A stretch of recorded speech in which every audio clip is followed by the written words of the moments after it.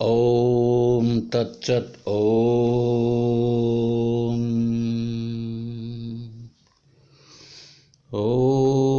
గురుర్బ్రహ్మా గురుర్విష్ణు గురుర్దేవో మహేశ్వరః గురు సాక్షాత్ పరబ్రహ్మ తస్మై శ్రీ గురవే నమః.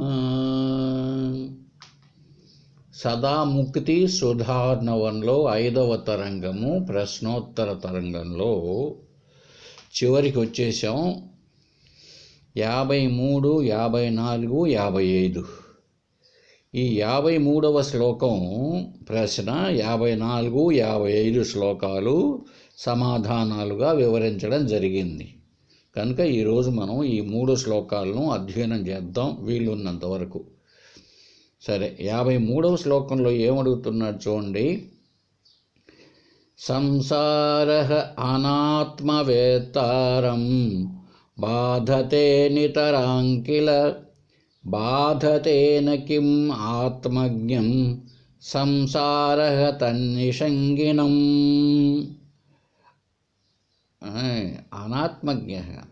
అనాత్మను అంటే ఆత్మను తెలుసుకోలేనివాడు. ఆత్మజ్ఞుడు అంటే ఆత్మను తెలుసుకున్నవాడు. ఆత్మను తెలుసుకోలేనివాడు అంటే ఈ ప్రపంచమే సత్యం, ఈ జగదీశ్వరుడు ఇదే సత్యం, ఈ శరీరమే సత్యం అని అనుకుంటూ అధిష్టానమైన ఆత్మస్వరూపాన్ని నేనే బ్రహ్మమును అని తెలుసుకోలేకుండా ఉంటాడు కదండి గురువుగారు. అటువంటి వాడు ఎట్లా ఉన్నాడు? వాడు సంసారః అనాత్మవేత్తారం. ఈ సంసారం అంతా ఉందే దీన్ని ఆత్మగా తెలుసుకోలేవాడు. కాబట్టి బాధతే నితరాంకిల, వాడిని ఈ సంసారం బాధిస్తున్నది కదా. ఇప్పుడు ఆ ఈత చెట్టు అని తెలుసుకోలేని వానికి చీకట్లో దెయ్యములాగా కనిపించేసి బాధ పెట్టి పరిగెత్తడంలో కింద పడి మోకాలు విరిగి హాస్పిటల్లో పోయి పుత్తూరుకో తిరుపతి రూయిస్ హాస్పిటల్కి పోయి కట్టు కట్టించుకొని 4 రోజులు మంచం పాలయ్యాడు. ఎందుకు? అవి ఉన్నదేమిటో తెలియని దానివల్ల. అలాగే ఆత్మ అంటే ఏంటో తెలియకుండా సంసారం అంటే జనన మరణములు ఇవే సత్యము, ఈ శరీరమే సత్యము అనుకున్న వాణ్ణి ఈ జగత్తంతా కూడా బాధిస్తుంది కదా. మరి బాధతేన కిం ఆత్మజ్ఞం సంసారం, ఈ సంసారం ఆత్మను తెలుసుకున్న వాణ్ణి ఎందుకు బాధించదు అన్నాడండి. ఇద్దరున్నారు, ఒకడు జ్ఞాని ఒకడు అజ్ఞాని. అజ్ఞాని ఈ జననమరణ సంసారంలో పడిపోయి ఎప్పుడు చూసినా దుఃఖం పాలవుతూనే ఉన్నాడు. 3 రకాల దుఃఖాలు, తాపములు, ఆధ్యాత్మిక, ఆది భౌతిక, ఆది దైవిక తాపాలతో ఉన్నాడు వీడు.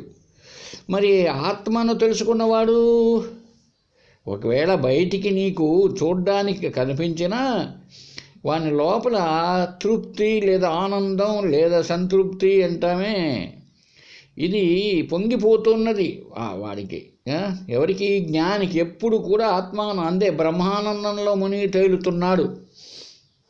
అది బయటికి కనిపించే ఆనందం కాదు, విషయానందం అయితే, క్షణికానందం అయితే కనిపిస్తూ ఉంటుంది. అలాది కాదు, తన స్వరూపమే ఆనందంగా భావించినటువంటి వాడు యొక్క జీవితం మనం భగవద్గీతలో చదువుకున్నాం. స్థిర ప్రజ్ఞ లక్షణాలు, వారి లక్షణాలు ఎలా ఉంటాయో అని అర్థం చేసుకున్నాం కదా. అదేలా అంటే ప్రశ్న, ఈ ఆత్మజ్ఞానాన్ని తెలుసుకున్నవాడు ఎందుకు బాధించడు అన్నాడండి. అంటే ఏంటి ఇక్కడ చివరిలో ఈ అధ్యాయంలో ఈ ఆత్మజ్ఞానాన్ని పొందితే లాభం ఏమిటయ్యా అన్నట్టుగానే, ఆత్మజ్ఞానాన్ని పొందకపోతే నష్టం ఏమిటి? ఆత్మజ్ఞానాన్ని పొందకపోతే వాడు దుఃఖంలో మునిగి ఉంటాడు. ప్రతి ఒక్క ప్రాణి ఏం కోరుతున్నది?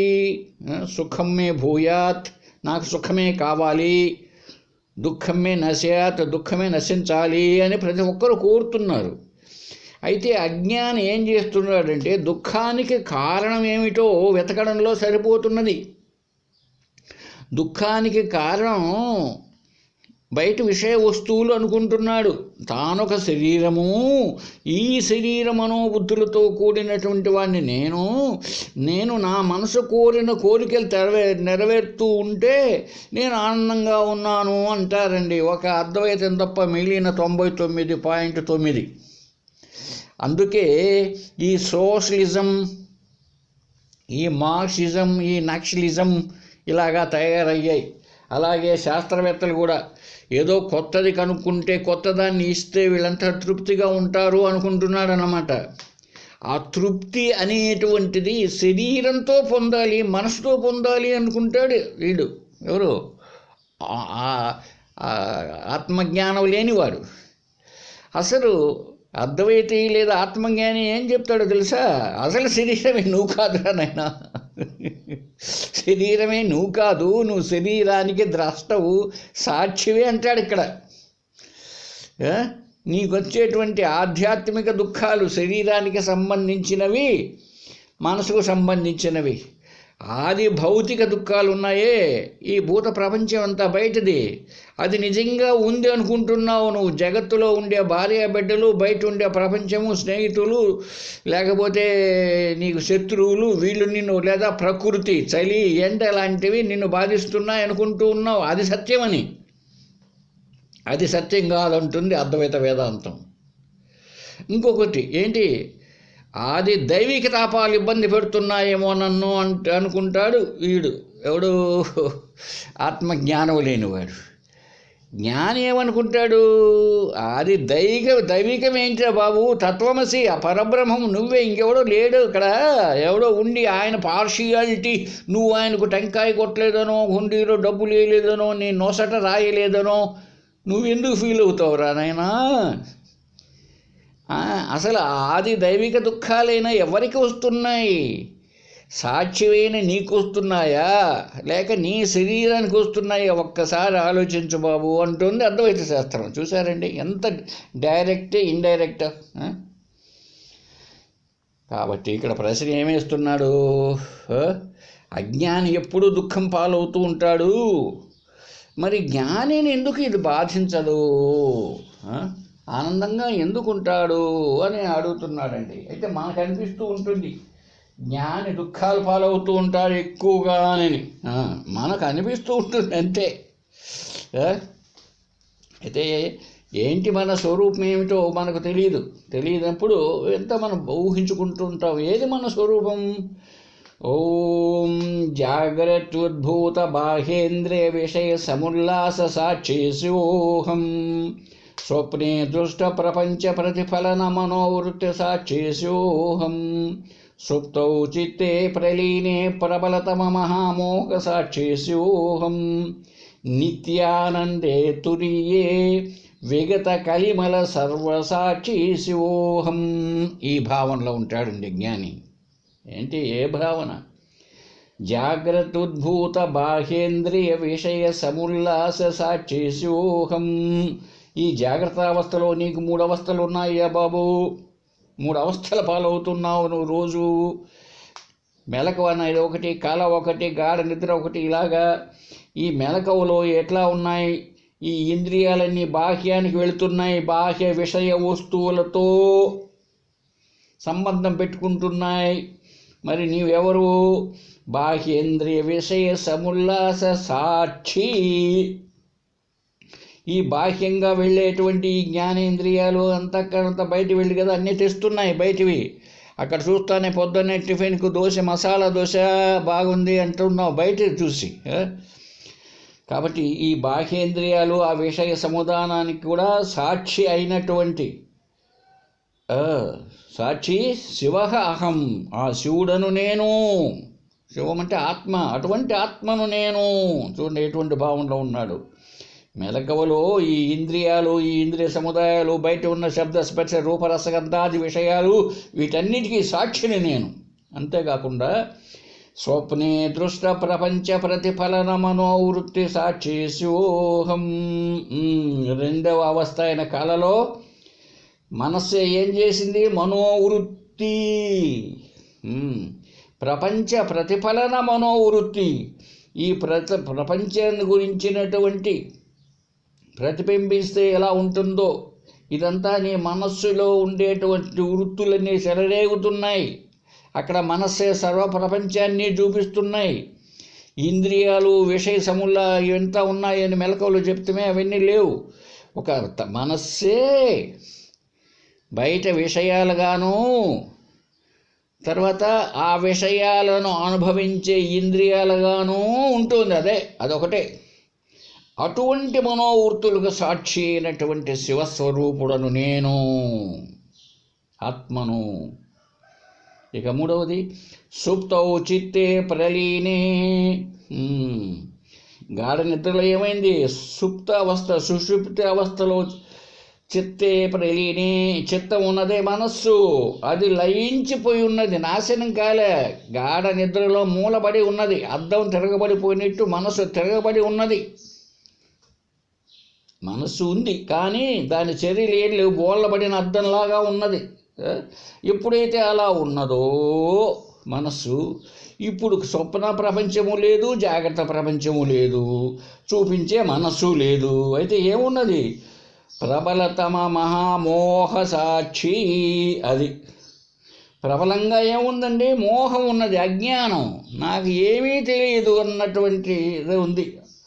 ఆనందమే స్వరూపమైన అజ్ఞానం చేత ఆవరింపబడి ఉన్నది అజ్ఞానం. అటువంటి దానికి సాక్షి శివోహం. అటువంటి దాన్ని తెలుసుకునేటువంటి వాడిని నేను, శివోహం, అటువంటి శివస్వరూపాన్ని నేను. ఏమండి మరి ఎవరే నేను అంటే? జాగ్రత్త అవస్థ నేను కాదు, స్వప్నావస్థ నేను కాదు, సుషుప్తి కూడా నేను కాదు. మరి ఎవరు? నిత్యానందే, నిత్యము ఉన్నటువంటి సత్, ఎల్లప్పటికీ నశించనటువంటి ఆనందమైనటువంటి అటువంటి స్వరూపం నాది. ఆనందం, దుఃఖం అన్న మాటే లేదు. తురియే, ఈ మూడు కాదు, నాలుగవది ఏదే. ఈ మూడు అవస్థలను తెలుసుకుంటూ ఉంది వేరుగా, సాక్షిగా. నాలుగవ అవస్థగా కాదు, ఉండేది మూడే: జాగ్రత్త అవస్థ, స్వప్న అవస్థ, సుషుప్తి అవస్థ. ఈ మూడు అవస్థలను ఉంటూ, మూడు అవస్థల కంటే వేరుగా సాక్షిగా ఉంటూ ఉంది కనుక అక్కడ మళ్ళీ సాక్షి అనేటప్పటికీ ఒక పేరు, అదొక మనిషి అలా కాదు, అది జ్ఞానమే అక్కడ తెలుసుకుంటూ ఉంది. కాబట్టి అందువల్ల దాన్ని తురియం అన్నారు. నిత్యానందే తురియే విగత కలిమల సర్వసాక్షి. అక్కడికి వచ్చేటప్పటికి ఏ అజ్ఞానము లేదు, అంతా పోయింది. ఈ కలిమలం అంతా ఉందే పోయింది. అటువంటి దానికి సర్వసాక్షి శివోహం. అటువంటి అన్నింటికి కూడా సాక్షినైనటువంటి శివస్వరూపం, ఆత్మస్వరూపం. ఆత్మ నేనే కానీ ఇంకా వేరుగా జీవుణ్ణి నేను కాదు. అద్భుతమైనటువంటి మనన శ్లోకం, నిధిధ్యాసన శ్లోకం ఈరోజు ప్రార్థనా కాలంలో మనం చెప్పుకుంటున్నాం. ఇటువంటి వాటిల్ని మనం భావించాలి. ఎవరు నేను? ఆనంద స్వరూపం అంటున్నాడు జ్ఞాని. ఇంక వాడికి దుఃఖం ఎక్కడి నుంచి వస్తుందండి? అజ్ఞానికి అయితే దుఃఖం, తన స్వరూపం దుఃఖంది కాదు. అరే మరి ఏడ్చేటి కూడా నేను కాదు. ఏడ్చేటి కళ్ళు, మనస్సు, ఆ మనస్సుకు ద్రష్ట నేను, సాక్షిని నేను. ఆ ఏడుపుకు సాక్షిని. ఆ దుఃఖము శాశ్వతము కాదు, దుఃఖము సహజము కాదు. దుఃఖమే నీ స్వరూపం. సహజమైతే అది పొమ్మంటే పోదు. అప్పుడు అది సహజమైతే నీ ప్రయత్నమే చెల్లదు. సహజము కాదు కనుకనే నువ్వు దుఃఖాన్ని పోగొట్టుకోగలుగుతున్నావు.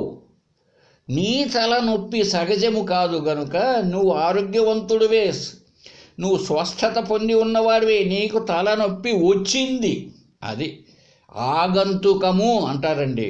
వచ్చింది అంటే అర్థం వేదాంతంలో ఆగంతుకము. కనుకనే నువ్వు ఒక పారాసిటమాల్ ట్యాబ్లెట్ వేసుకుంటే తలనొప్పి పోయింది. కాబట్టి వచ్చిపోయి ఆగమ, అపాయనం, అనిత్యం. చూడు భగవద్గీత, అవన్నీ వచ్చిపోతూ ఉంటావయ్యా, నువ్వుకెందుకయ్యా దాని బాధ, చూస్తూ ఉండు అంటుంది. కనుక ఇక్కడ మనం అర్థం చేసుకోవాల్సింది ఏంటంటే, జ్ఞానికి దుఃఖం ఉండడం లేదు, అజ్ఞానే దుఃఖం పాలవుతున్నాడు. ఎందుకో తెలుసా అండి? ఇది మనకు బాగా గుర్తుకుండేటువంటి విషయం. ఈ విషయంగానే వేదాంత పంచదశలో ఒక చిన్న విషయం చెప్పబడింది. దాన్ని కూడా మీకు వివరిస్తే బాగా ఉంటుంది అనిపించారు. ఇక్కడ ఒక చిన్న కథ ద్వారా బోధించడం జరిగిందండి. పరమానందయ్య లాంటి ఒక గురువు గారు, ఆ గురువు గారికి 10 మంది శిష్యులండి. వాళ్ళు తెలివి తక్కువ. ఒకసారి వాళ్ళు ఏదో వీధి నాటకమో తోలు బొమ్మలాటకో వెళ్ళవలసి వచ్చి ఒక నదిని దాటారు. ఆ దాటి పోవాలన్నమాట. అటువైపు ఉన్న పల్లెటూరులో జరుగుతున్నది వీధి నాటకం. తెల్లవార్దులు మా చిన్నప్పుడంతా కూడా, ఇప్పుడు పోయినాయనుకోండి, సాయంత్రం 10 గంటలకు మొదలు పెడితే తెల్లవార్దులు ఉంటుంది వీధి నాటకం అని. రాజు వెడ్డలేర వితేజములరగా రాజు వేడాలే సభకు, అట్లా ఉంటే పెద్ద తమాషగా ఉండేటి అప్పట్లో పాటలు. బొమ్మల తోలు బొమ్మల అది పోవడానికి నదిని దాటిపోవాలి. అప్పుడు పోతూ గురువు గారు ఏం చెప్పారంటే, ఒరే 10 మందిలో, ఒరే రామయ్య, నువ్వు లీడర్గా ఉండరా, జాగ్రత్త, మీకు ముందే తెలివి లేదు, ఆ నదిని దాటిపోతూ ఉంటారు, మళ్ళీ పోయిన తర్వాత కూడా మీరు 10 మంది ఉన్నారో లెక్క పెట్టుకొని, తిరిగి వచ్చిన తర్వాత కూడా లెక్క పెట్టుకొని రండిరా అని చెప్పాడు. ఏమండి, సరే పోయినారు, ఇది నాటకం చూసుకున్నారు, తిరిగి వచ్చారండి. వచ్చి నదిని దాటి యువతలు వచ్చిన తర్వాత అప్పుడు గుర్తుకొచ్చింది. గురువు గారు ఏం చెప్పారు, మీ 10 మంది జాగ్రత్తగా, ఒరే రామయ్య లీడరు, నువ్వు జాగ్రత్తగా చూడరు అందరినీ అని చెప్పాడు కదా. ఆ 10 వాడు ఏం చేశాడంటే, వాడే లీడరు రామయ్య, అందరినీ నిలబెట్టాడు. వరుసగా నిలబెట్టి లెక్క పెట్టాడు. లెక్క పెడితే 9 మందే ఉన్నారు. ఎంతసేపు లెక్క పెట్టినా, ఇంకొకరిని లెక్క పెట్టమన్నా 9 మందే ఉన్నారు. అప్పుడు ఏమైపోయింది, 10 మంది కదా మనం వెళ్ళింది, 10వ వాడు లేడు, 10వ వాడు లేడు అని అజ్ఞానం చేత భావించడం జరిగింది. అంటే ఇప్పుడు ఉన్నది 9 మందే, ఒకడు కొట్టుకొని పోయినాడు అనేటువంటి ఒక ఆవరణ ఏర్పడిపోయింది. ఆ ఆవరణతో 10వ వాడు లేడు నిశ్చయం చేసుకున్నాడు. విక్షేపం కలిగింది వాడికి. ఏడుస్తూ ముట్టుకుంటూ ఉన్నారు. ఈ లోపల దారిని ఒక స్వామీజీ వస్తున్నాడు. కట్టెను ఊతకరం చేత పట్టుకొని, ఏనైనా ఏడుస్తున్నారే అని అడిగాడు. అడిగితే చెప్పారు వీళ్ళు, స్వామి మేము 10 మందిని పోయి వచ్చాము, ఇది కథ, ఇప్పుడు ఉండేది 9 మంది అని. ఆ గురువు గారు, ఆ స్వామీజీ లెక్క పెట్టి 10 మంది ఉన్నారు. ఓహో, వీళ్ళకి ఇది కాదు తేడా ఉండేది వీళ్ళ తలకాయలో ఉంది. నిజంగా 10 మంది ఉన్నా ఉండేది 10 మంది ఉన్నారు. అయినా ఏమనుకుంటున్నారు, అజ్ఞాన దశ చేత తెలుసుకోలేకపోతున్నారు. కాబట్టి వీళ్ళు ఆవరణ వచ్చేసింది, విక్షేపం, 10 వాడు లేడు, చచ్చిపోయినా అనుకుంటున్నారు అని అర్థం చేసుకొని 10 మంది ఉన్నారు బాబు అన్నాడు. వీళ్ళేమనుకున్నారు, మరి ఈయన పెద్ద మంత్రగాడేమో, కాషాయం గీషాయం వేసుకొని పెద్ద పెద్ద నామాలు పెట్టుకున్నాడు, నిలువు నామాలు, అందులో గోయిందా గోయిందా అంటూ ఉంటాడు అప్పుడప్పుడు ఆయన. కాబట్టి ఈయనేమో తెప్పిస్తాడు ఇప్పుడు నదిలో నుంచి, ఈయన మంత్రశక్తి చేత అనుకొని అందరూ ఏడ్చేది మానుకున్నారు. అంటే 10వ వాడు ఎక్కడో ఉన్నాడు పరోక్షంలో అని పరోక్ష జ్ఞానం కలిగేటప్పటికి ఏడుపు మానింది. అయితే లోపల ఇంకా దుఃఖం పీడిస్తూనే ఉన్నది. 10వ వాడు ఏదబ్బా ఈయన ఎప్పుడు పిలిపిస్తాడో, ఎప్పుడు తెప్పిస్తాడో వాడిని, 10వ వాడిని ఎట్లా మంత్రం, ఏ మంత్రం వేస్తాడో, బాలాజీ మంత్రమా, వెంకటేశ్వర మంత్రమా, తిరుమలేశుని మంత్రమా, ఏ మంత్రం వేస్తాడబ్బా అనుకుంటూ లోపల దుఃఖంతోనే ఉన్నారు. ఇప్పుడు ఆయన ఏం చేశాడంటే, కట్టి తీసుకొని అందరిని వరుసగా 10 మంది నిలబెట్టాడు. నిలబెట్టి చెప్పాడు, లెక్క పెట్టుకుంటా పోయాడు. ఒకటి ఆయనే, 1 2 3 4 5 6 7 8 9 అని లాస్ట్లో కదా లీడర్ రామయ్య నిలబడుకోండేది. వానిపైన తన చేతి కట్టితో పట్టుకొని తలపైన కొట్టి 10 అన్నాడు. అంటే 10వ వాడు ఉన్నాడు. 10వ వాడు ఉన్నాడు. 10వ వాడు ఇంతసేపు ఎవడవాడు 10వ వాడు, ఇంతసేపు లెక్కబెట్టి ఉన్నది 9 అనుకున్నవాడు 10వ వాడు, వాడే 10వ వాడు. అయితే వాడు తనను తాను లెక్క పెట్టుకోలే, తన స్వరూపం తనకు తెలియలే. ఇప్పుడు గురువు గారు తగినటువంటి దృష్టాంతము ద్వారా, శృతి యుక్తి అనుభవాల ద్వారా అన్నట్టుగా బోధించేటప్పటికీ, ఓ ఎస్ అహం బ్రహ్మాస్మి అన్నట్టుగా, అహం దశగా నేనే 10వ వాణ్ణి, అపరోక్ష జ్ఞానం కలిగిందండి. ఎప్పుడు కలిగిందో అందరి ముఖాల్లో ఏడుపు పోయింది, దుఃఖ నివృత్తి కలిగిందండి. దుఃఖ నివృత్తి కలిగింది. పోయిందో అందరూ నవ్వుకుంటున్నారు ఇప్పుడు. అంటే ఏమైంది ఇప్పుడు? తృప్తి కలిగింది, ఆనందం కలిగిందండి. చూసారా ఇప్పుడు 7 స్టెప్స్. ఈ వెండి 7 కొండలు, బాలాజీది ఇవి 7 స్టెప్స్. వాడు ఇప్పుడు ఏం చేశాడు? వాడు ఆ 10వ వాడు లెక్కించినటువంటి వాడు ఎంతసేపు జ్ఞానాన్ని పోగొట్టుకొని తానెవడో తాను తెలియకుండానే ఆ భ్రాంతిలో పడి ఉన్నాడన్నమాట. కాబట్టి ఆ అజ్ఞాన దశలో ఉన్నాడు. 10వ వాడు నన్ను లెక్క పెట్టుకోవాలి కదా అన్న తెలివి లేదు వాడికి. అజ్ఞానం అంటే నేను విచారణ చేసి చూడలేదు కదా సరిగా అన్నటువంటి అజ్ఞానం ఉంది వాడు. ఎప్పుడైతే 10వ వాడు లేడు అనే ఉద్దేశానికి వాడు వచ్చాడో అంటే ఆ అజ్ఞానము చేత తను లెక్క పెట్టుకోవాలి, నేను కూడా 10వ వాడినే కదా అని ఆ విచారణ చేయని దాని వలన, అంటే అజ్ఞానం వల్ల, అదే దానివల్ల ఏమైంది? ఆవరణ వచ్చేసింది. 10వ వాడు కనపడకుండా పోయాడండి, లేకుండా పోయాడు పాపం. ఎప్పుడు ఆవరణ కలిగిందో విక్షేపం కలిగింది. ఏమని? ఈ 10వ వాడు నదిలో ఏమో కొట్టుకొని పోయినాడు, గురువుగారు నది దాటిన తర్వాత లెక్క పెట్టమన్నాడు కదా, లెక్క పెట్టాం కదా, ఉన్నది 9 కదా అన్నటువంటి విక్షేపం కలిగింది. ఇంకొకటిగా తాడును పాముగా చూచినట్లు, ఈ శరీరం ఆత్మను శరీరంగా భావించినట్లు అధ్యాస, భ్రాంతి. కాబట్టి ఇప్పుడు ఏమైంది? విక్షేపం కలిగిందండి. ఇప్పుడు ఈ విక్షేపంలో వాళ్ళు బాధపడిపోతున్నారు. యమా దుఃఖం, అజ్ఞాన దశ. ఇదే అజ్ఞాన దశ అంటే అజ్ఞానము, ఆవరణ, విక్షేపం ప్రతి ఒక్కరికి ఉంది. ఆత్మజ్ఞానం లభ్యం కాని అందరికీ ఈ 3 స్టేజెస్ ఉంటాయి. ఈ 3 స్టేజెస్ మోకాళ్ళ పర్వతం అంటారు. ఆ 7 కొండలు ఎక్కేటప్పుడు, 7 కొండలు ఎక్కేటప్పుడు తిరుమలకు మోకాళ్ళు నొప్పులు, ఆ పర్వతం ఈ పర్వతం అని చాలా కష్టపడి ఎక్కుతారు. అలా ఉంది ఈ 3 స్టేజెస్.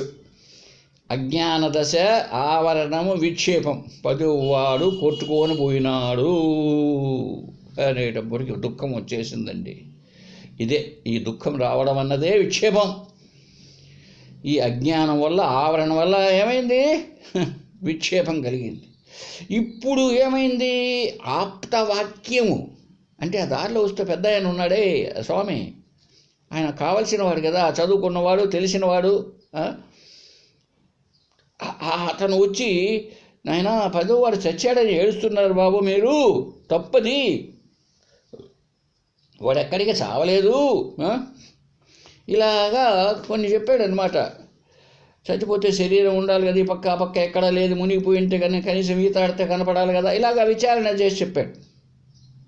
ఎట్లా అయితే బ్రహ్మం ఉన్నది, పరమాత్మను తెలియని వాడికి పరమాత్మ ఉన్నాడు అంటేనే ఏం చేసినారు తెలిసిన వాళ్ళు 4వ స్టేజీలో అద్దుగో అలా వైకుంఠపురంబులో ఆ మూల పెట్టేశారు. ఆ మూల ఎత్తుకో, ఇంకొక ఆయన్ను ఆ తెల్ల కొండ పైన, వెండి కొండ పైన, వెండితో ఉందండి కొండ, అక్కడ వెండి కొండ అండి. ఆ వెండి కొండ పైన ఉండిపోయినాడు ఒక ఆయన, కైలాసవాసి. ఆయన అక్కడెక్కడో ఉన్నాడు అనుకుంటూ ఉన్నారు. అలాగే ఈ 10వ వాడు ఎక్కడో ఉన్నాడు, నదిలో చచ్చిపోలేదు వాడు. ఇంత పెద్ద ఆయన చెప్తున్నాడు మా పాప మన కోసం అనేటువంటి పరోక్ష జ్ఞానం కలిగింది. ఇప్పుడు ఆయన ఏం చేయాలి? పరోక్ష జ్ఞానంతో లభ్యం పూర్తిగా దుఃఖం పోదు కదా. ఎక్కడో ఉంటే ఎట్లా పోతూనే, స్కూల్లోకి పోతూనే వాళ్ళ గురువుగారు అడగడు, ఏంట్రా వాడిని వదిలిపెట్టేసి వచ్చారు, ఏంట్రా వాడు ఏదైనా పులి ఎత్తుకోపోయిందో, నక్క ఎత్తుకోపోయిందో, కుక్క ఎత్తుకోపోయిందో అని అడుగుతాడు కదా.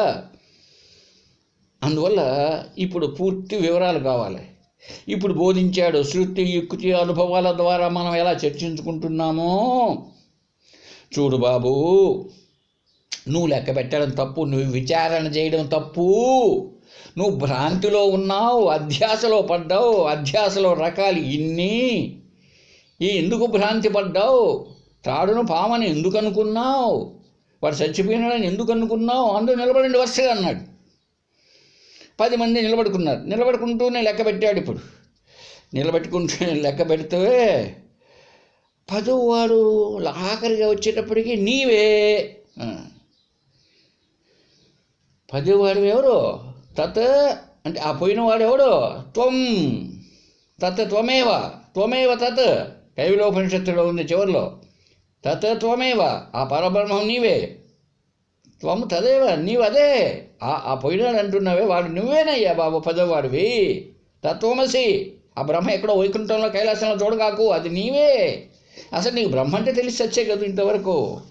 బ్రహ్మ అంటే 4 తలకాయలు ఒక ఆయన, ఇంకొక ఆయన 4 చేతులు పెట్టుకొని ఒక ఆయన 3 కళ్ళు పెట్టుకొని ఒక ఆయన, అంతా వీళ్ళంతా ఫిజికల్లీ హ్యాండిక్యాప్టెడ్ చేసి పెట్టావు దేవుళ్ళను.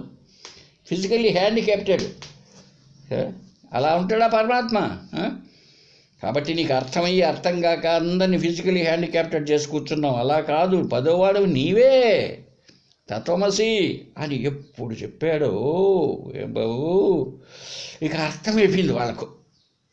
అర్థమైపోతానే ఏడుపు మానేశారండి. చూసామా? ఎప్పుడు ఏడుపు పోయిందో ఇక ఆనందమే, సంతోషం, ఎగిరి గంతులు వేస్తున్నారు. అబ్బా పదోవాడు దొరికాడు, ఇంకా మనకు గురువు దగ్గర తిట్లు ఏమీ అవసరం లేదు అని. కనుక ఇవి 7 దశలు గుర్తుపెట్టుకోవాలి. 1 నెంబర్ 1 అజ్ఞానము, నెంబర్ 2 అజ్ఞానం వల్ల ఆవరణ, ఈ రెండింటి వల్ల పదవాడు లేడు అనేటువంటి దుఃఖము, విక్షేపము. ఆ ఆప్త వాక్యము పరోక్షంగా ఉంది కనుక అది పరోక్ష జ్ఞానము. ఆ పదవాడిని నేనే నన్నకి పొందడం అపరోక్ష జ్ఞానము. ఎప్పుడైతే ఇవంతా ఇలా జరిగినాయో దుఃఖం పోయింది, లాస్ట్కి తృప్తి. ఇది బాబు ఆనందం. ఇదే అర్థం కావాలి మనకు. చూడండి ఎంత స్టేజెస్ ఉన్నాయో. ఇలాగా జ్ఞాని ఏం చేస్తాడు? మొదట్లో ఈ కూటస్థుడు, ఈ ఆత్మ లేదు పోయినా అంటే అజ్ఞానం. ఇది ఆవరణం. నేను కర్తను భోక్తను అంటాడు, ఇది విక్షేపం.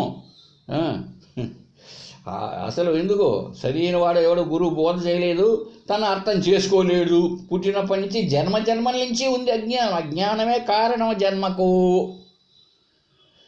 అసలు జన్మ నువ్వు అసలు పుట్టలేదయ్యా, పుట్టింది శరీరం అయ్యా బాబు.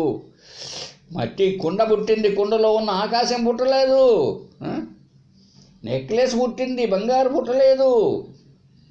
అలా పుట్టింది, నీరు పుట్టలేదు. ఎన్ని దృష్టాంతాలు చూడండి. కాబట్టి నువ్వు ఎలా ఉన్నావు? అజ్ఞానం చేత ఉన్నావు. ఎందుకు? ఆత్మ నాకు తెలియదు అనుకుంటున్నా నువ్వు, ఇదే అజ్ఞానం. ఎప్పుడైతే అయిందో ఆవరణ వచ్చేసింది. ఏది తెలియలే, పదవాడు ఎక్కడ పోయినాడు. అలాగే ఇక్కడ ఎప్పుడైతే వచ్చేసిందో విక్షేపం వచ్చేసింది. నేను కర్తను, నేను భోక్తను, నా గుండెకాయల్లో ఉన్నాడు ఆత్మ, ముక్కినికాయలో ఉన్నాడు. అయిపోయింది. ఆయన పరిమితి అయిపోయింది ఆత్మ. అలా భావిస్తాడు. లేకపోతే అక్కడున్నాడు, తిరుమలలో ఉన్నాడు, లేదా కాశీలో ఉన్నాడు. నేను కర్తను, భోక్త, ఇవంతా వచ్చేసిందండి విక్షేపం. ఇప్పుడు ఆ తర్వాత ఎప్పుడైతే వచ్చిందో మంచి గురువు దారి ఉపదేశం, మంచి గురువు చెబితే అప్పుడు ఏమర్థమైంది? ఆ కూటస్థుడు లేక ప్రత్యేగాత్మ అన్నది ఉన్నది, బ్రహ్మస్వరూపం ఉన్నది అని తెలిసింది. అంతే. అది నేనని తెల్ల. ఇది పరోక్ష జ్ఞానం. ఎప్పుడైతే విచారణ పూర్వకముగా స్వానుభవంతో ఎప్పుడైతే తెలియజేశాడో అపరోక్ష జ్ఞానం, అది పరోక్షం కాదు, ప్రత్యక్షం. తానే పరబ్రహ్మను తెలిసిపోయింది. ఇది అపరోక్ష జ్ఞానం. ఇప్పుడు ఏమైతే తెలిసిన ఇంతవరకు అక్కడెక్కడో ఉన్నాడో ఆయన పట్టుకోవాలా అని చెప్పేసి ఈ పుణ్యకర్మలన్నీ చేస్తాను మొదలు పెడతాడనమాట. నేను అక్కడికి పోయి ఆయన పట్టుకోవాలని. ఈ పుణ్యకర్మల పేరుతో చేయడాన్ని మొదలుపెట్టేటప్పుడు ఆ పుణ్యకర్మ ఒకటే ఉండదు, పుణ్యంతో పాటు పాపకర్మ వచ్చి కూర్చుంటుంది. తెలియకుండానే వెనకల్లే వస్తుంది. ఎందుకు? అన్నదానం చేయాలంటావు, అందరి దగ్గర చందాలు రాబడతావు. ఆ చందాలను కొంత జోబిలో వేసుకుంటావు, కొంత తెలియకుండానే వచ్చేస్తుంది. చేయాలనుకున్నది పుణ్యకర్మ. లేకపోతే ఏం చేస్తావు? నా పేరు పేపర్లు రావాలి, ఆ ఫోటోలు ఎత్తు, ఆ పేపర్కి ఇచ్చేసేయి అంటావు. అసలు ఈ శరీరమే లేదన్నట్టుంటే పేపర్కి కావాలన్నమాట ఇప్పుడు నీ ఫోటో. ఇదంతా అజ్ఞాన దశ. కాబట్టి పుణ్యతో పాటు పాపకర్మ చేసి నువ్వు కర్తనై కూర్చున్నావు. ఇప్పుడు కర్త అయిపోయిందో భోక్త నువ్వే కదా, మరి దుఃఖం వచ్చేసి కూర్చుంది. సరైన జ్ఞానం లభ్యమైతే తృప్తి కలిగింది బాబు. ఇదే ఆనందం. మరి జ్ఞానికి ఆనందం ఎలా కలుగుతుంది? ఎందుకో ఈ విధానం ద్వారా వాడు అన్నీ వచ్చినా కూడా, ఇంతకుముందు చెప్పున్నాం, వాడు చెక్ వచ్చింది, 5 లక్షల చెక్ జోబీలు ఉంది, మారలేదు. కాబట్టి వాడు తృప్తిగానే ఉన్నాడు, ఆనందంగా. ఎన్ని కష్టాలు వచ్చినా నా దగ్గర ఇంత డబ్బు ఉన్నది కదా అన్న సంతోషం లోపల ఉంటుంది కదా. ఇలాగా ఉంటుంది. కష్టాలు అనుభవిస్తూ ఉన్నా, చూచేవాడికి అనుభవిస్తూ ఉన్నా. నేను ఎప్పుడు ఒక చిన్న ఉదాహరణ ఇచ్చేవాడిని. మా మిత్రుడు పాపం చనిపోయాడు, ఏరపనాయుడని. ఆయన చెప్పేవాడిని, ఏరపనాయుడు నేను బస్సులో వెళుతున్నాం, ఏరపనాయుడు జేబులో అప్పుడు 1000 రూపాయలు ఉండేటి, 1,00,000 రూపాయలు, 1000 రూపాయల నోట్లు కట్ట ఉంది జేబులో. పొరపాటున చేంజ్ వేసుకువచ్చేది మర్చిపోయాడు. ఇద్దరం బస్సు ఎక్కి నందలూరుకి వెళ్ళాలి.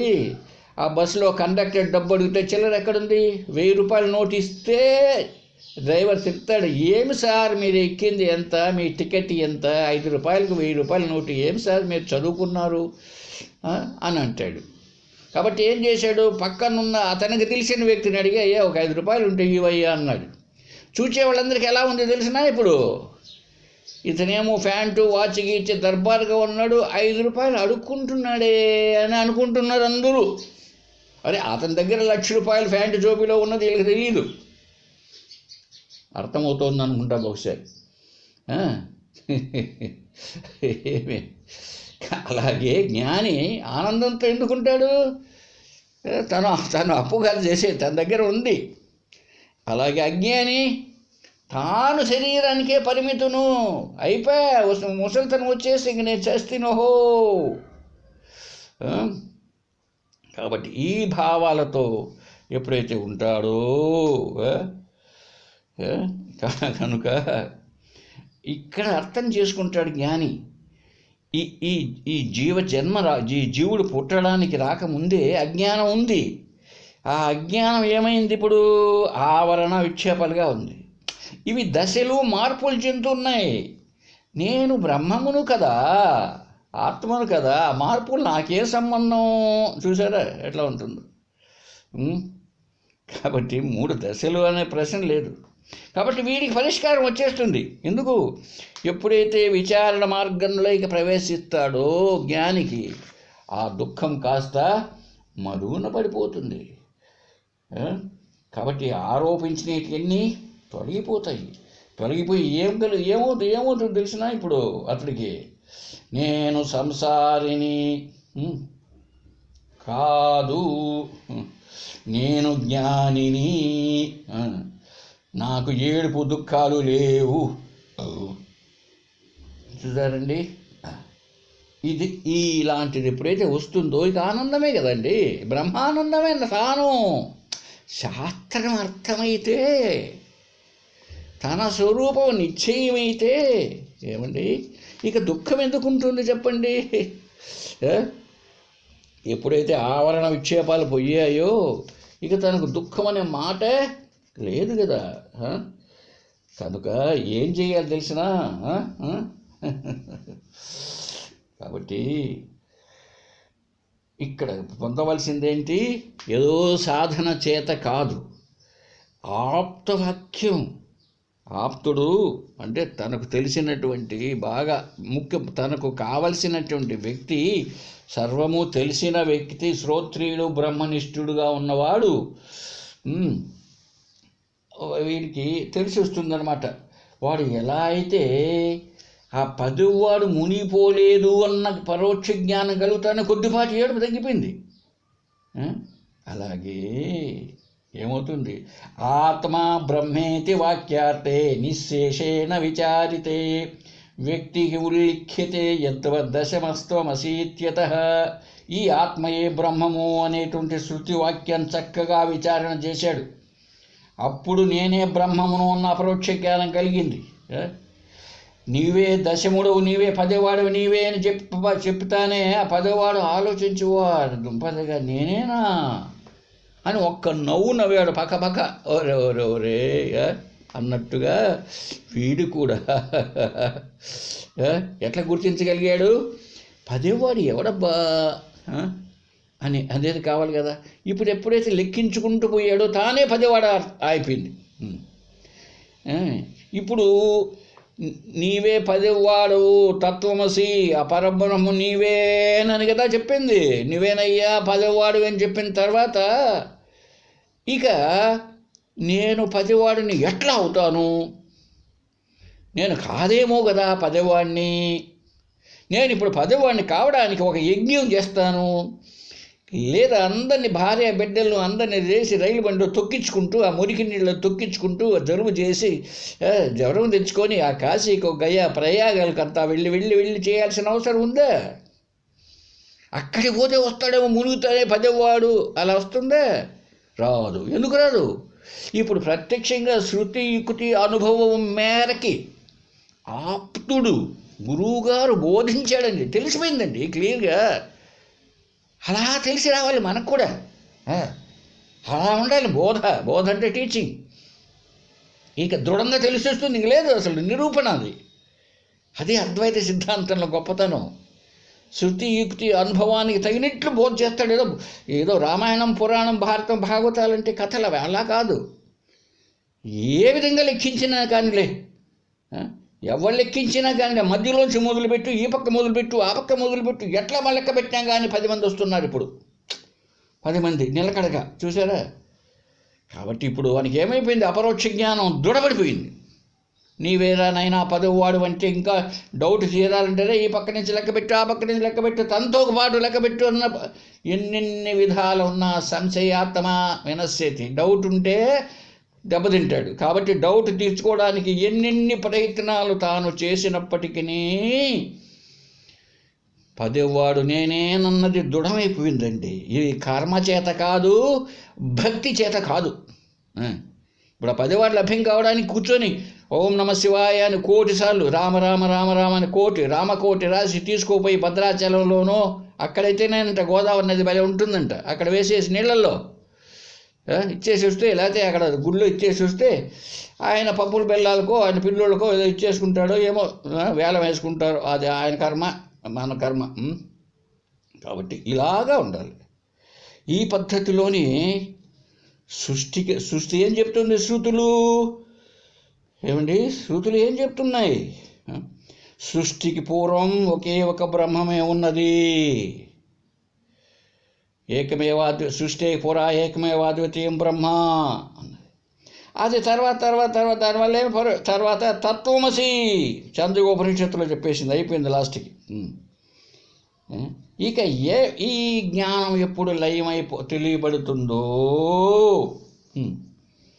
ఇప్పుడు ఆది మధ్యావసానేషు స్వస్య బ్రహ్మత్వధీర్యం నైవ వ్యభిచారత్తే తస్మాత్ అపరోక్షం ప్రతిష్ఠితం. తానే బ్రహ్మమును అని తెలిసిన పిదప ఈ జ్ఞానము, చూడండి బాగా అర్థం చేసుకుందాం.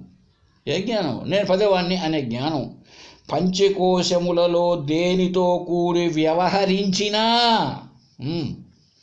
నీ వ్యవహారాలు ఎంతెంత చేసినా ఈ జ్ఞానము చెలింపదు.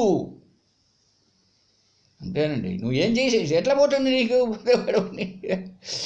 ఇప్పుడు నీ తలకాయ నీ దగ్గరే ఉంది అన్న జ్ఞానం నీకు తెలిస్తే, ఆ కోతి గుండెకాయ కథ చెప్పుకున్నాం. కోతి ముసలి కథ. నా గుండెకాయని చెట్టు పైన పెట్టి వచ్చానని, తన గుండె తన దగ్గరే ఉందని తెలిసిన తర్వాత, తన తల తన దగ్గరే ఉందని తెలిసిన తర్వాత, తనది కాదనుకున్న కలలో ఒక పూలు వచ్చి తన తలను కొరికేసినట్టు కళ వచ్చిన తను నవ్వుకుంటాడే కానీ ఏడవడండి. నా తల లేకపోయినే ఏడవడు. అది ఆత్మజ్ఞానికి. అజ్ఞానికి ఎలా కాదు, ఏమో నా తలకా పోయిందిరో, ఎట్లా ఏ విధమైనటువంటి వ్యవహారం చేసినప్పటికీ ఇక అవి దేనికి అంటవు. లభ్యమైన జ్ఞానము పోతుంది. ఒక్కసారి లభ్యమైతే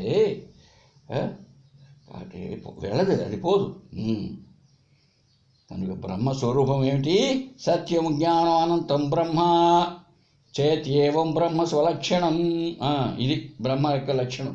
కాబట్టి ఇది ఇలాగా ఎప్పుడైతే ఈ జ్ఞానం వచ్చేసిందో, ఇది ఆత్మను అపరోక్షంగా ఎప్పుడైతే తెలియజేసిందో, ఇక ఈ జ్ఞానం నష్టపోవడం అనే మాట ఏమీ ఉండదన్నమాట. ఒకసారి జ్ఞానం లభ్యమైతే ఇక పోవడం అంటూ మళ్ళీ ఉండదు. అందువల్లనే శాస్త్రం ఇంత ధీటుగా చెప్తోంది. అయితే ఇక్కడ ఒక డౌట్ వస్తుంది మనకు. ఏమండి, ఇదే శాస్త్రానికి కూడా చాలా మూలం. ఎందుకంటే ఇంతకుముందు మీకు ప్రారంధం అంటే ఏమిటో ఉందా లేదా అని కొట్టుమిట్టాడుతుంటాడు మా మిత్రుడు చలపతి అయిన ఆయన. ప్రారంధం ఉందా లేదా అని. ఇక్కడ ఒక చిన్న విషయం, ఆ పదవాడిని లెక్క పెట్టేటప్పుడు నీవే పదవాడు అని ఆప్తుడు చెప్పాడు కదండి. ఆయన చేతిలో కట్టె ఊతకర్ర ఉంది కదండి. ఆ 9 మందిని లెక్క పెట్టేటప్పుడు వీడు 1 నెంబర్ 1 2 3 4 చెప్తూ వచ్చి 10వాడు నీవే అన్నప్పుడు ఆ కట్టెతో తలపైన కొంచెం తెలుసో తెలియకో పటక్కన పడిందంట. దాని దెబ్బతో అక్కడ బూడిమి లేసిందండి తలపైన, నొప్పిగా ఉందండి. ఇప్పుడు 10వాడు లభ్యమైనాడు, ఆ 10వాడు నేనేనన్నటువంటి ఆనందం కలిగింది. అయినప్పటికీ ఆ నొప్పి ఉంది, తలనొప్పి పోలేదండి. ఎన్ని రోజులు పోతుంది? 10 రోజులు పోవచ్చు, ఒకసారి నెలకు పోవచ్చు. అయితే జ్ఞానం వల్ల తనకు ఆనందం ఉంది. నేనే 10వాడు వెళ్ళలేదు, నన్ను గురువు గారు లీడర్గా పెట్టిన దానివల్ల నాకు ఆయన దగ్గర తిట్లు తట్లు దెబ్బలు ఇవి లేవు, నాకు ఆనందం అన్నది ఉన్నది. 10వాడు ఎక్కడికి సావలేదు, నేనేనని.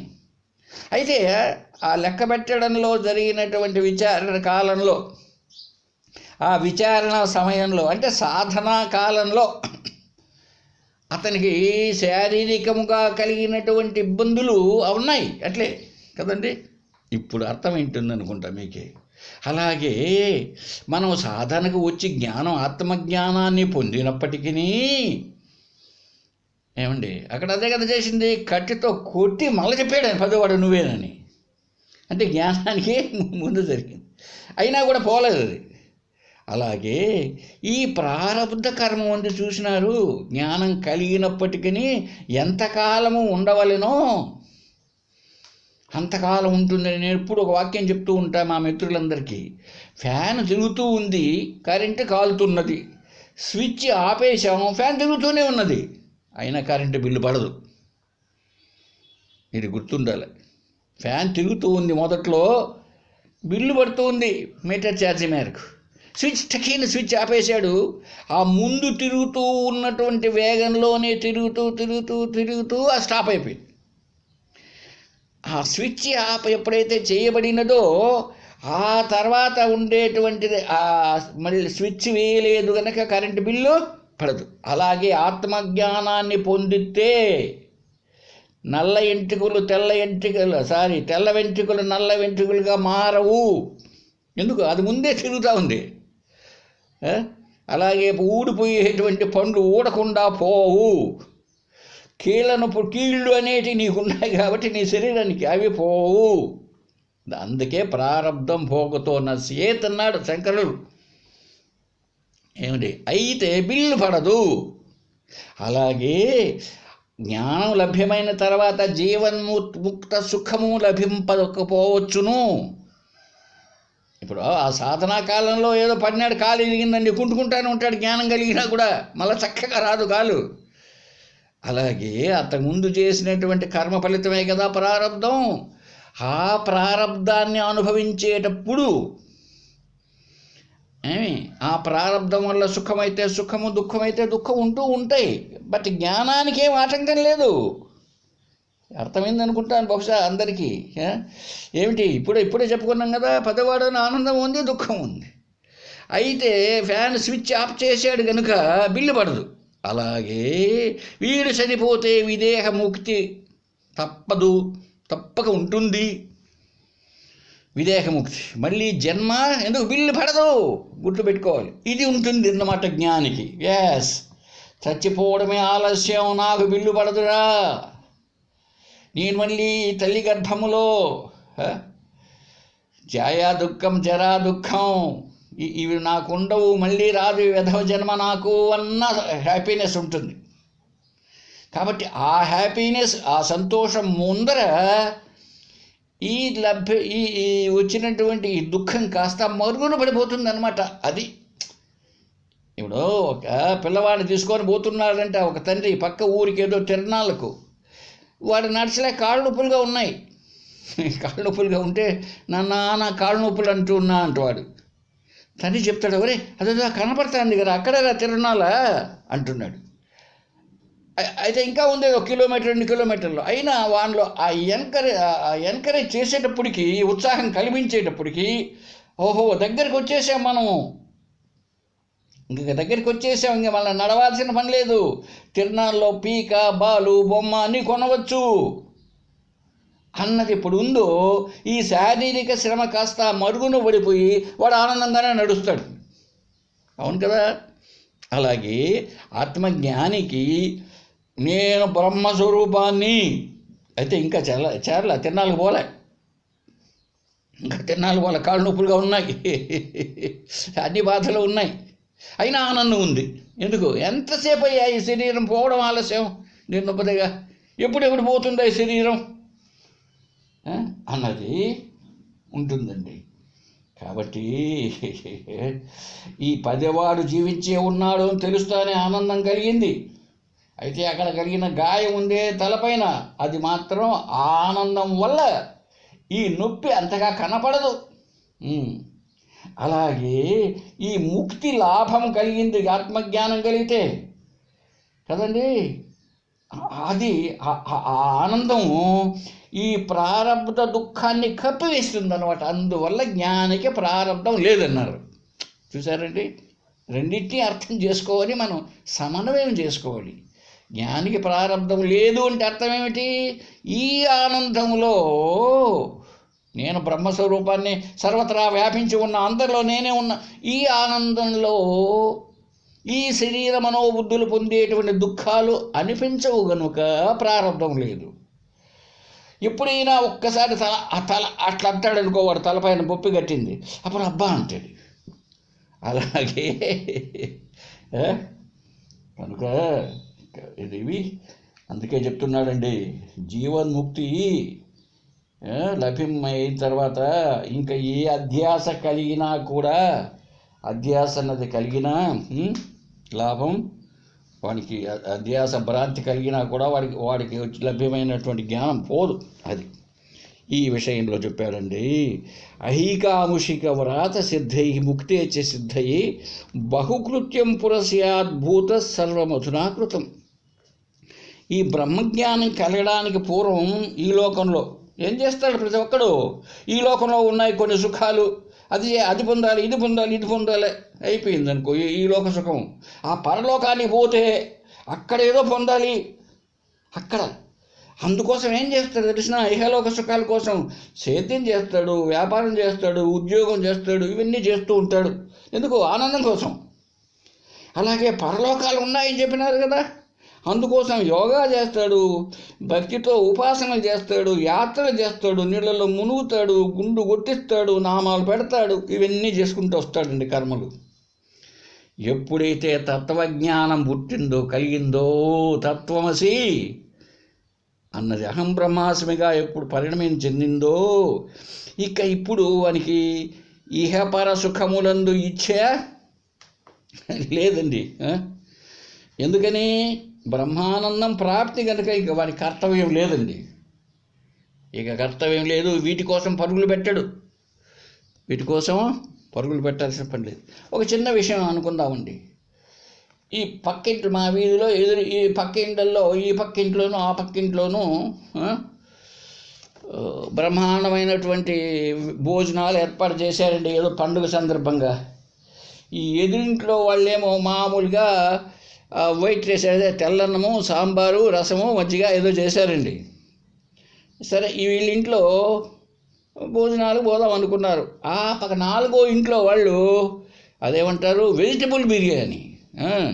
ఆ వెజిటబుల్ బిర్యానీలకి మంచి బఠానాలు, టొమాటో అంతా వేసి కుర్మా, ఆ తర్వాత నంచుకోవడానికి మసాలా వడ, ఇట్లాంటివన్నీ ఉన్న పాయసం బ్రహ్మాండంగా, ఏమి మంచి ద్రాక్ష ఇట్లాంటివన్నీ వేసి పాయసం అంతా ఒకడే. ఇప్పుడు ఏమైందంటే అది చూస్తేనే వీళ్ళందరూ ఈ తెల్లన్నం సాంబార్ కాడ ఉన్న వాళ్ళందరూ పరిగెత్తినారండి ఆ ఇంటికాడికి. ఇది ఆత్మజ్ఞానం యొక్క ఫలితం. ఎప్పుడైతే అది లభ్యమవుతున్నది అన్న నిజానికి నీకు తెలిస్తే ఇవన్నీ ఇసిపెట్టేసి ఈ కర్మకాండలు ఉపాసనాకాండలు జ్ఞానకాండం పోయి పరిగెత్తుతావు. నీకు తెలియలేదనుకో, ఆ ఇంట్లో ఏముందో కూడా పరిగెత్తవు. ఇక పొందినవాడు ఎట్లా ఉంటాడు చెప్పండి? వాడు మంచి డిన్నర్ పిలిచారండి, పీకల దాకా తిన్నాడండి, పీకల వరకు గొంతుడు ఇంకా ఆవగింజంత ఖాళీ ఉంటే 60 వడలు తిననా అన్నాడంట తద్దినానికి పోయి వచ్చిన ఒక బ్రాహ్మణ ఆయన. గొంతులో ఆవగింజ నూరి పోస్తే త్వరగా జీర్ణం అవుతుందంట. కాబట్టి తిన్నదంతా జీర్ణం కాదేమో, ఆవగింజలు నూరి పోద్దామంటే ఆవగింజంత సందుంటే 60 వడలు తినడంట, 60 గారెలు వెధవా అన్నా అంటే శిష్యంతో. అలాగా తినిన వానికి బాబు నీ కడుపు నిండి అన్నం పెడతారా అన్నాడు అనుకో, ఏదో తెల్లని మరి వద్దు తల్లి నమస్కారం అంటాడు. కాబట్టి అజ్ఞాని దశకి జ్ఞాని దశకి ఏంటి తేడా ఏమండి అని మనం అర్థం చేసుకున్నప్పుడు మనకు ఇలాగా తెలిసి వస్తుంది మనకే.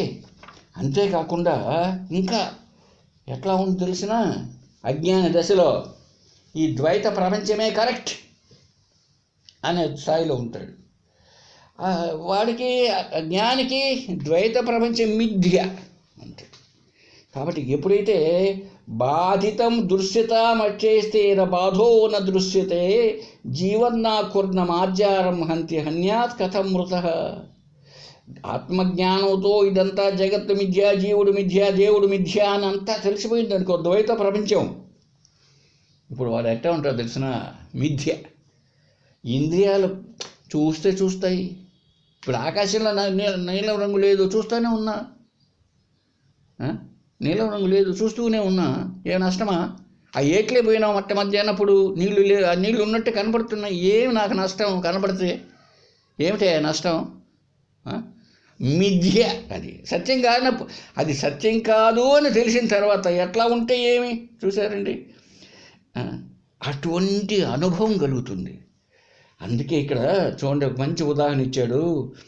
బ్రతికి ఉన్నప్పుడే ఎలుక పిల్లిని చంపజాలదు, చచ్చిన ఎలుక ఇక చంపగలుగుతుందా?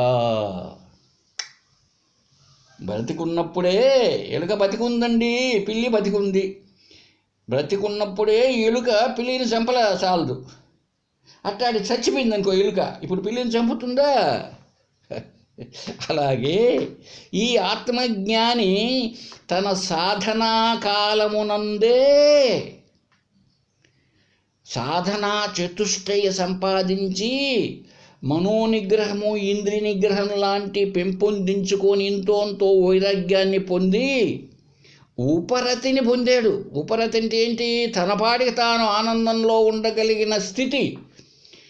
ఏదో విషయ సుఖాలతో ఆనందంగా ఉండాలన్న కోరికలు నశించినాయి అప్పుడే. ఎప్పుడు? సాధనా కాలంలోనే ఎలుక బతికున్నప్పుడే. ఇప్పుడు సాధన అయిపోయింది, జ్ఞానాన్ని పొందిన తర్వాత ఇప్పుడు అవన్నీ మళ్ళా వస్తాయండి. ఎంత గొప్ప ఎగ్జాంపుల్ చూడండి, ఇంకొకటి ఇస్తాడు. అపి పాశుపతాస్త్రేణ విద్చేన్న మమారహ నిష్ఫలేషు విత్తున్నాంగో నక్షత్రతీత్యకాప్రమా. పాశుపతాస్త్రం శివుడి చేతిలో ఉంటుంది, గొప్ప అస్త్రం అంటండి అది. అటువంటి బాణముతో కొట్టినా కూడా చావలేదంట ఓ బలశాలి. అట్లాంటి వాణ్ణి ఒక ముళ్ళు కూడా లేనటువంటి బాణముతో వేస్తే చస్తాడా? ఏమి ఎగ్జాంపుల్ అండి. పాశుపతాస్త్రాన్ని వేస్తేనే వాడికి ఇది చీమ గుట్టినట్టుగా కూడా లేదంటే వాడికి. అటువంటి పరిస్థితుల్లో ఈ ములుకు కూడా లేనటువంటి బాణముతో వాడిని ఇతర బాణం వేస్తే వాడికి ఎట్లా ఉంటుంది చెప్పండి అన్నాడండి.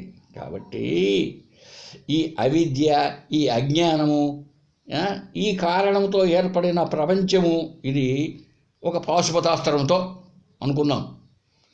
ఇటువంటి దాన్నే అంటది జ్ఞానిని. ఈ అజ్ఞానం అనేది పోయింది వాడికి. అజ్ఞాన కార్యం అసలు కారణమే పోతే ఇక కార్యమైన ప్రపంచము శరీరం ఎలా కనపడుతున్నాయి? సత్యం కాదు. మరి ఈ పరిస్థితుల్లో ఉన్నప్పుడు